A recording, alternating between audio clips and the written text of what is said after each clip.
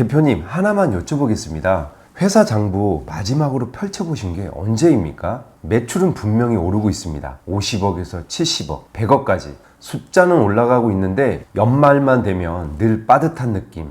이거 겪어보신 적 있으실 겁니다. 매출이 올랐으니까 여유가 생겨야 하는데 왜 회사 통장은 늘 제자리 같을까요? 오늘은 이 이야기를 좀 해보려고 합니다. 보통 대표님들은 이렇게 생각하세요. 경기가 아직 완전히 안 풀려서 그런가? 매출이 좀 더 올라가면 나아지겠지. 지금은 투자하고 있으니까 좀 참아봐야지. 다 맞는 말씀입니다. 그런데 저는 이걸 좀 다르게 보는데요. 문제가 매출에 있는 게 아닐 수 있거든요. 매출이 현금으로 돌아오는 속도, 여기에 있을 수 있습니다. 이게 무슨 말인지 제 거래처 이야기를 해보겠습니다. 제조업하시는 대표님이었고 매출액이 80억 정도 되는 회사였습니다. 매출은 해마다 올랐어요. 밖에서 보면 성장하고 있는 회사였죠.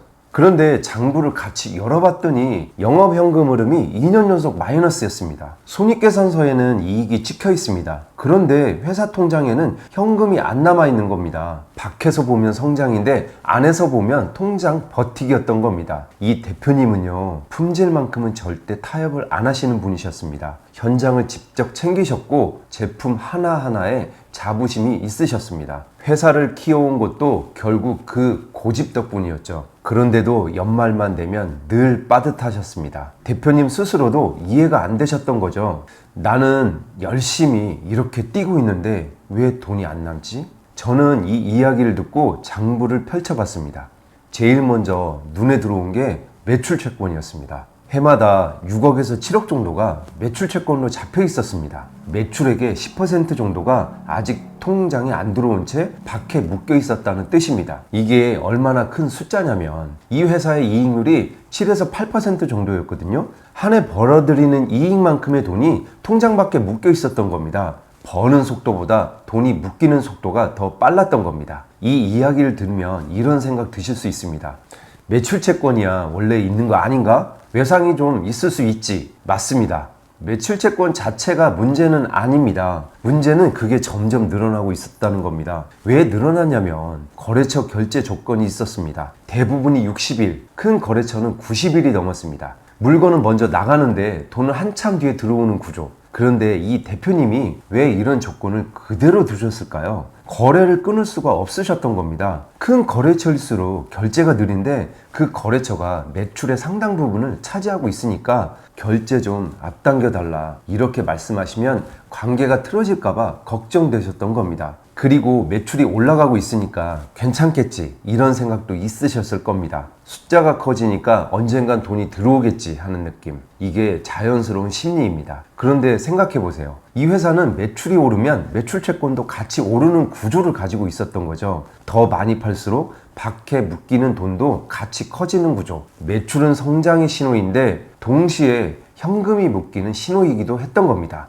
그런데요, 들어오는 돈만 늦었던 게 아닙니다. 나가는 돈도 더 빨라지고 있었습니다. 매출액은 10% 늘었는데 인건비는 15% 가까이 올라 있었습니다. 이것도 대표님 잘못이 아니죠. 품질을 지키려면 사람이 필요하고 사람을 붙잡으려면 처우를 올릴 수밖에 없으니까요. 그 선택은 당연한 거죠. 다만 결과적으로 들어오는 현금보다 나가는 돈이 더 빨라진 겁니다. 그래서 회사는 더 바빠졌는데도 대표님이 느끼는 여유는 오히려 줄어들고 있었어요. 매출이 늘면 숨통이 좀 트여야 하는데 회사는 오히려 더 바빠지고 더 빠듯해졌습니다. 늘어난 매출이 고스란히 남는 게 아니라 사람도 더 필요해지고 비용도 같이 늘었기 때문입니다. 여기서부터 진짜 중요한 이야기를 말씀드릴 텐데요. 영상 보고 계신 대표님들 중에 손익계산서를 보시는 분은 정말 많으십니다. 매출 얼마, 이익 얼마 여기까지는 확인하시거든요.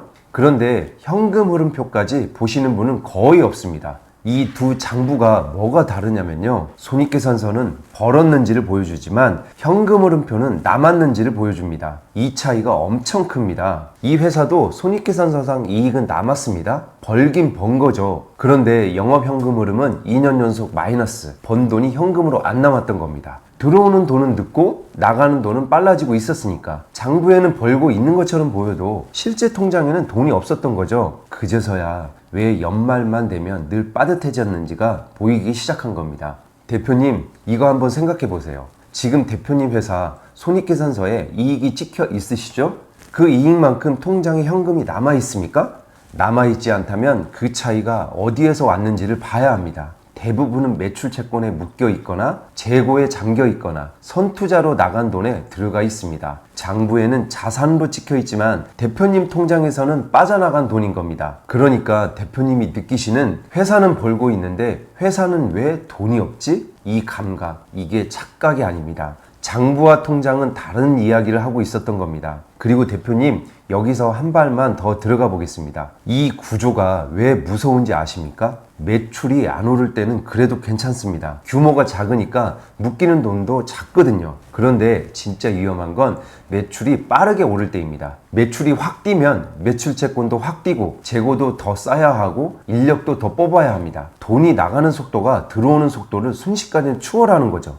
회사는 성장하고 있는데 현금이 바닥나는 상황, 이게 바로 흑자도산입니다. 이익은 나고 있고 장부는 멀쩡하고, 그런데 통장이 먼저 죽고 있었습니다. 그래서 저는 매출이 빠르게 오르고 있는 회사를 보면 오히려 더 조심스럽게 봅니다. 축하드립니다가 아니라 현금 흐름 한번 보시죠. 이게 먼저 나옵니다. 이제 그 대표님이 어떻게 하셨는지 볼까요? 거창한 걸 하신 게 아닙니다. 매출 채권 관리부터 다시 손보셨어요. 채권 회수 기준을 세우시고 며칠까지 안 들어오면 연락한다. 늦어지는 거래처는 결제 조건을 다시 협의한다. 이 두 가지 기준뿐입니다. 처음에는 걱정하셨죠. 거래처도 힘든데 거래처가 빠지면 어쩌지? 그런데 실제로 해보시니까 대부분의 거래처가 수긍하셨습니다. 왜냐하면 거래처도 비슷한 상황이 많았던 거죠. 즉 대표님들이 안 하신 거였지 못 하실 상황이 아니었던 겁니다. 6개월 뒤 장부를 다시 열어봤더니 매출 채권이 7억에서 4억대로 줄어 있었습니다. 매출은 비슷합니다. 그런데 회사 통장 사정은 확실히 달라져 있었습니다. 늘 연말이면 빠듯하던 회사가 그제야 숨통이 트이기 시작한 겁니다. 대표님, 오늘은 이거 하나만 해보시죠. 최근 재무제표를 펼쳐보세요. 그런데 매출부터 보지 마시고 매출 채권 숫자부터 먼저 보세요. 그 숫자가 매출 대비 몇 %인지, 작년보다 늘었는지 아니면 줄었는지 한번 확인해 보시는 겁니다. 그리고 하나만 더요. 손익계산서 말고 현금 흐름표를 한번 같이 보세요. 영업 현금 흐름이 플러스인지 마이너스인지 이것만 확인하셔도 됩니다. 이익이 나고 있는데 영업 현금 흐름이 마이너스다? 그러면 지금 대표님 회사는 벌고 있는데 돈이 새고 있는 겁니다. 회사를 버티게 하는 건 매출의 크기만이 아닙니다. 그 매출이 얼마나 빨리 현금으로 돌아오느냐, 이걸 같이 보셔야 합니다. 세무사 신동두였습니다.